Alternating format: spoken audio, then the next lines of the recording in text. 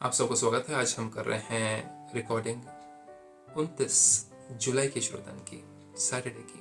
परमात्मा पिता चाहते हैं कि हम खुशियों की तरंगें को फैलाएं। खुशियों की तरंगें तभी फैल सकती हैं जब हम स्वयं संतुष्ट होंगे हर चीज़ जो हमारे आसपास हो रही है, आजू बाजू रही, उससे। उसमें भी कंडीशन है कि जब हम अपने कर्मों को बिल्कुल सुधार रहे होंगे, चाहे दुनिया हमें कुछ भी पिछाड़ रही हो, लेकिन हमारे कर्म बिल्कुल ठीक हो परमात्मा की नज़र में, तो हमें खुशी होगी। लेकिन अगर हम दुनिया वालों के जैसे बन जाएंगे, अगर हम बदला लेंगे, अगर हम बुरी भावना रखेंगे, ईर्ष्या घृणा नफरत रखेंगे उनके साथ में, तो फिर हम परमात्मा से विमुख होकर के रावण की तरफ, और हमारे अंदर व्यर्थ संकल्प चलने शुरू, और वो व्यर्थ संकल्प ही हमारी खुशियों को छीन लेते हैं। तो फुल स्टॉप लगाना आना चाहिए ना व्यर्थ संकल्प पर। वो तभी हो पाएगा जब हम परमात्मा का अपने आप को बच्चा मानेंगे। मैं किसका बच्चा हूँ, मेरी सोच कैसी होनी चाहिए। एग्जैक्टली मैं आत्मा हूँ, परमात्मा का बच्चा हूँ, मेरी सोच कैसी होनी चाहिए सबके प्रति, चाहे सारी दुनिया एक तरफ और मैं एक तरफ। तो परमात्मा कहते हैं, सुख स्वरूप बन सारे विश्व में सुख की किरणें फैलाने वाले मास्टर ज्ञान सूर्य भव। हमें हैप्पीनेस, सुख की किरणें चारों तरफ फैलानी है, लेकिन उसके लिए पहले हमें खुद सुख स्वरूप स्वरूप बनना जरूरी है। जैसे बाप ज्ञान का सागर, सुख का सागर है, वैसे स्वयं भी ज्ञान स्वरूप सुख स्वरूप बनो, परमात्मा में कहते हैं। क्योंकि हम परमात्मा के जो ज्ञान के पॉइंट्स हैं, उनको अगर हम रिवाइज करते हैं, उनके अनुसार अपने मन को ढालते हैं, अपने इमोशंस को कंट्रोल करते हैं परमात्मा के ज्ञान के पॉइंट्स के अनुसार, तो हम सुख स्वरूप ज्ञान स्वरूप बन जाते हैं। हर गुण का सिर्फ वर्णन नहीं, लेकिन अनुभव हो। मैं शांत स्वरूप आत्मा हूँ बोला, लेकिन है ही अंदर शांति नहीं, तो फिर कोई फायदा नहीं है। तो शांति कैसे लाएं? शांति लाने के लिए हमें मैं कौन, मैं किसका, समय कौन सा चल रहा है, मुझे किन चीज़ों से सुख शांति मिल सकती है, परमात्मा से की चीज़ों से, ये सब कुछ हमें मनन चिंतन करना है।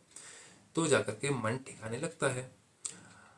जब सुख स्वरूप के अनुभवी बनेंगे, तो आप सुख स्वरूप आत्मा द्वारा सुख की किरणें विश्व में फैलेंगी। जब हम खुद वैसी फीलिंग में रहेंगे, सुख की फीलिंग में, हैप्पीनेस की फीलिंग में रहेंगे, तभी तो जाकर के चारों तरफ हैप्पीनेस फैलेगी। अगर हम खुद ही डिस्टर्ब रहेंगे, हम लोभ में डिस्टर्ब रहेंगे, और उसे ईर्ष्या में रहेंगे, घृणा में रहेंगे, नफरत में रहेंगे, हम भी औरों के जैसे अगर हम बन जाएंगे, और जो हमारे साथ बर्ताव करते हैं हम भी रिवेंज लेंगे, उनके साथ वैसे बर्ताव करेंगे, तो ऑटोमेटिकली हम रावण की साइड में चले गए, राम की साइड की जगह पर।